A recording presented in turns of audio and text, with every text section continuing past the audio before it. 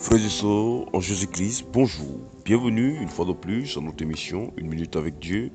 Aujourd'hui, nous sommes lundi, troisième jour du mois de juin de l'an 2023. Nous rendons grâce à Elohim, nous bénissons le Dieu créateur du ciel et de la terre, le Dieu d'Abraham, le Dieu d'Isaac, le Dieu de Jacob, en Jésus-Christ notre Seigneur et Sauveur, pour la grâce qu'il nous donne de partager encore ensemble en ce jour. Je suis le serviteur Manel. Et mon bien-aimé, en ce premier jour de semaine, en ce premier jour de notre partage en ce qui concerne la deuxième partie de l'année 2023, je voudrais qu'ensemble nous lisons le psaume 23. Il est écrit, Cantique de David, l'Éternel est mon berger. Je ne manquerai de rien. Il me fait reposer dans le vert pâturage. Il me dirige près des eaux paisibles. Il restaure mon âme. Il me conduit dans les sentiers de la justice à cause de son nom. Quand je marche dans la vallée de l'ombre de la mort, je ne crains aucun mal, car tu es avec moi. Ta houlette et ton bâton me rassurent. Tu dresses devant moi une table en face de mes adversaires. Tu m'endiles ma tête et ma coupe déborde. Oui, le bonheur et la grâce m'accompagneront tous les jours de ma vie et j'habiterai dans la maison de l'Éternel jusqu'à la fin de mes jours. Mon bien-aimé, voici un psaume qui doit être pour toi un passage d'encouragement. Il faut que nous le sachions, la Bible n'est pas qu'une histoire de mots, mais la Bible est une vérité qui nous concerne chacun d'entre nous. Il y a beaucoup parmi nous qui peuvent connaître ce psaume, mais lorsqu'ils sont dans des situations compliquées, lorsqu'ils sont dans des moments difficiles, ils oublient complètement. Je veux que tu saches, je veux que tu comprennes que chaque parole qui est mentionnée dans la Bible, chaque parole où Dieu te parle, c'est une parole qui peut également être vraie dans ta vie. C'est une parole qui est également vraie dans ta vie. Alors, quel que soit ton plan pour cette semaine, quelle que soit la difficulté pour cette semaine, quel que soit ce qui ne va pas dans ta vie en cette semaine, sache que ce psaume que nous venons de lire, toutes ces paroles te concernent pleinement. Tu dois savoir que quel que soit l'état dans lequel tu te trouves, quel que soit ce qui inquiète ton cœur, l'Éternel est là, sa roulette est là, son bâton est là pour te diriger, pour te conduire. Mais ce qu'il faut juste que tu fasses, il faut que tu fasses suffisamment confiance à Dieu et de croire qu'effectivement cette parole te concerne et de croire qu'effectivement cette parole est dite pour toi. Lorsque nous sommes dans des moments compliqués, nous voulons bien mettre la foi en Dieu, mais nous avons notre cœur qui nous dérange, nous avons nos pensées qui nous dérangent, qui nous remplissent des soucis, et ceci, la parole de Dieu vient en second plan. La parole de Dieu commence à venir en nous en second plan. Nous croyons tout d'abord que ce sont nos efforts, nous croyons tout d'abord que c'est notre capacité à réfléchir. Mais je voudrais te dire que ce psaume est pour toi. Je voudrais te faire comprendre que lorsque tu es dans une situation compliquée, la première chose, ce que tu dois mettre en avant, c'est ce que Dieu a dit pour toi, la promesse que Dieu a pour toi. Et lorsque tu es devant cette situation, dis, Seigneur, voici ce que tu as dit pour moi. Voici la promesse que tu as pour moi compte tenu de cette situation. Alors toi qui es fidèle, viens moi en aide. Mon bien-aimé, lorsque tu agiras ainsi, tu verras à quel point la puissance de la parole de Dieu est réelle, à quel point Dieu peut te secourir dans n'importe laquelle de tes situations. Comme d'habitude donc, prends une position, celle qui te semble la plus humble possible. Prions ensemble afin de confier notre vie, notre journée à Dieu. Au nom de Jésus-Christ, nous sommes en prière. Dieu vivant, Dieu très haut, Dieu d'amour, Dieu de bonté, Dieu de puissance et de toute magnificence. Nous te bénissons, nous te rendons grâce, nous te disons infiniment merci, car tu es Dieu, tu es Alpha, tu es Oméga, qui est bon, qui est grand comme toi. Tu nous accordes encore en cette matinée la grâce de venir devant ton saint trône de gloire et nous te bénissons.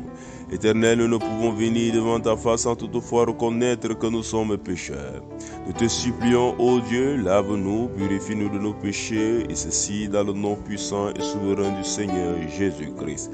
Nous venons vers toi, Père éternel, pour nous confier entièrement, de manière à ce que ce ne soit plus nous qui vivons, mais ce soit ton Saint-Esprit qui prenne total contrôle. Seigneur, tu connais les fardeaux de nos cœurs, tu connais les blessures de nos âmes, tu es le seul qui peut décharger de ce fardeau, tu es le seul qui peut guérir nos âmes. C'est pourquoi, Père éternel, venons à toi tel que nous sommes en toute franchise. Seigneur, prends-nous, car ta parole nous déclare que tu ne repousses point ceux qui viennent à toi. L'Éternel, nous te bénissons, nous te rendons grâce, nous te disons infiniment merci, car par le sang qui a coulé à la croix, au nom de Jésus-Christ, nous déclarons, nous proclamons que nous sommes libres de toute influence satanique. Nous sommes libres de toute oppression. Nous déclarons et nous proclamons nul et sans effet tout plan diabolique, tout ce que le monde des ténèbres a manigancé contre nos vies dans le nom puissant et souverain du Seigneur Jésus-Christ. Nous proclamons en ce jour que nous marchons dans la lumière. Nous proclamons en ce jour que nous marchons dans la victoire. Nous proclamons en ce jour que nous sommes les enfants de Dieu, les enfants de grâce, les enfants qui marchent dans la volonté divine selon le saint dessein de l'Éternel. Nous te bénissons, roi d'amour, nous te bénissons, roi puissant, car ta grâce déborde en nous en ce jour dans le nom de Jésus. Et nous intercédons, Père éternel, nous prions, ô Dieu, ô roi, afin que ta grâce descende également vers toutes ces personnes qui ne te connaissent pas encore, vers tous ces âmes qui sont perdues, qui sont séduits par le monde, qui sont séduits par les ténèbres. Que ta main s'étende, dans leur vie et sauve des âmes, qu'il y ait des témoignages des âmes perdues qui sont sauvées. Éternel, nous prions afin que tu fortifies ceux qui sont dans des situations compliquées, que tu fortifies, Père éternel, ceux qui sont qui subissent l'injustice, ceux qui vivent dans la famine. Père éternel, apporte-leur leur pain quotidien. Ceux qui vivent dans la guerre, Père, apporte-leur la paix. Nous prions afin que ta grâce et ta miséricorde se déversent en cette semaine, en cette journée, dans l'humanité tout entière. Nous te bénissons, nous te rendons grâce, nous te disons infiniment merci, car nous savons que nous sommes exaucés dans le nom de Jésus-Christ. Sois béni Dieu très haut, sois béni Dieu d'amour. C'est par Jésus, au nom de Jésus-Christ, que nous t'avons ainsi prié. Amen. Nous sommes arrivés à la deuxième partie de notre partage quotidien. Et comme vous le savez, nous partageons ensemble depuis quelques moments sur le livre de 2 Timothée. Et aujourd'hui, je voudrais que nous lisons ensemble le livre de 2 Timothée, le chapitre 3. Il est possible, il faut que tu lises le livre de 2 Timothée, le chapitre 3 tout entier. Car lorsque tu le lis tout entier, tu comprendras encore plus, tu verras encore plus de détails. Mais nous ne pouvons lire le chapitre en entier, nous allons lire quelques versets. Il est écrit au verset 1, « Sache que dans les derniers temps, il y aura des temps difficiles. » Et au verset 12, il est écrit, « Or, à tous ceux qui veulent vivre pieusement en Jésus-Christ seront persécutés. » Le verset 13 va dire, « Mais l'homme méchant et imposteur avanceront toujours plus dans le mal, égarant les autres et égarés eux-mêmes. Toi demeure dans les choses que tu as apprises et reconnues certaines, sachant que de qui tu les as apprises. » Mon bien-aimé, voici quelque chose que la Bible nous dit. Et ce passage nous concerne encore plus en ce jour. La Bible nous fait comprendre que dans les derniers temps, il y aura des moments difficiles. Mais la Bible t'invite à rester fidèle à ce que toi tu as appris. Malgré le fait que tout autour de toi, tu auras comme l'impression que c'est celui qui vit dans la méchanceté, c'est celui qui vit dans toutes sortes de péchés, c'est lui qui est en train de prospérer, c'est lui qui est en train de vivre une vie joyeuse. Mais la Bible dit que ne t'en fais pas, ne vois pas cela, ne regarde pas cela. Il faut rester fidèle, car tout ce qu'ils sont en train de faire, ils sont en train d'égarer ceux qui étaient en train de vivre pieusement et qui, par l'amour de ce monde, se retrouvent séduits par leur façon de vivre. Eux, ils sont égarés et ils égarent également tous ceux qui les suivent. Ce que la Bible veut dire ici, c'est que lorsque tu vois un méchant, lorsque tu vois une personne qui vit une certaine vie, lorsque tu as comme l'impression que c'est la méchanceté qui fait vivre, si tu te détournes du bon chemin pour décider également de vivre de cette façon, tu viens de commettre la plus pire des erreurs que tu pouvais commettre dans ta vie.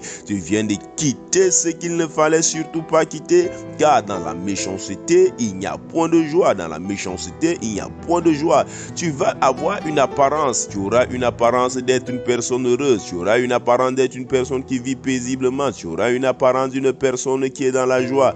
Mais je t'assure, la Bible fait comprendre qu'il n'y aura pas de joie en toi, car tu es une personne égarée. Tu vivras peut-être 10 ans, tu vivras peut-être 20 ans, peut-être 100 ou 200 ans dans cette vie-là, mais une chose est certaine, une chose est sûre, un jour tu rendras l'âme. Et aussi vrai que tant que tu vivais dans la méchanceté, tu n'avais pas eu la paix du cœur, également après la mort, tu devras rendre compte de toute cette vie-là. La vie dit que la Bible nous fait comprendre que tout au contraire, nous devons regarder nos sujets, nos persécutions comme des sujets de joie, car ce sont là des témoignages, ce sera là des témoignages qui serviront à notre gloire. Mon bien-aimé, ce que je j'essaie de te dire en ce jour, c'est que reste une personne intègre dans sa foi. Ne te laisse pas séduire par le semblant de vie joyeuse des méchants. Nous allons continuer demain, s'il plaît à Dieu. Que Dieu vous bénisse abondamment.